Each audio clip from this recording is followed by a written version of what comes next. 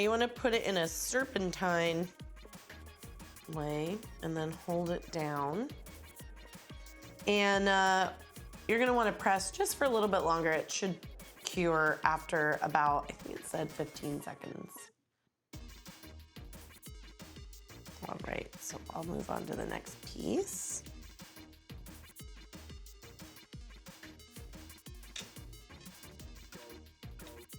Now, if you have a 3D printer that can do multi-filament, you won't have to super glue your parts down as much, but we have a monofilament printer and it works really, really well.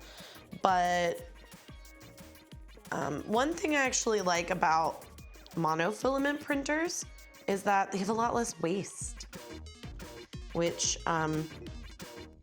people sometimes don't think about, that when you have multiple filaments, they actually end up wasting them due to not wanting to blend the colors together.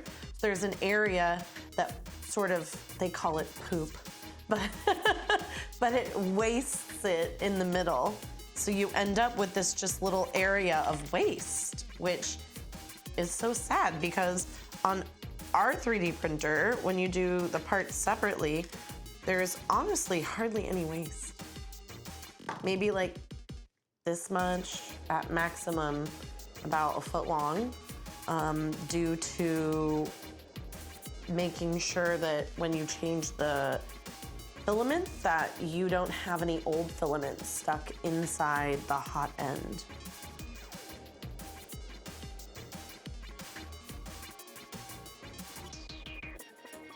You only want to glue one side, otherwise. Now, if you do get some on your finger, your best friend is nail polish remover. The acetone in it, or just straight acetone, will actually help break down the cyanoacrylate or the super.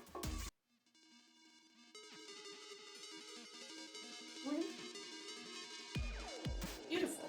Now I'm gonna do the other three sides pretty quickly.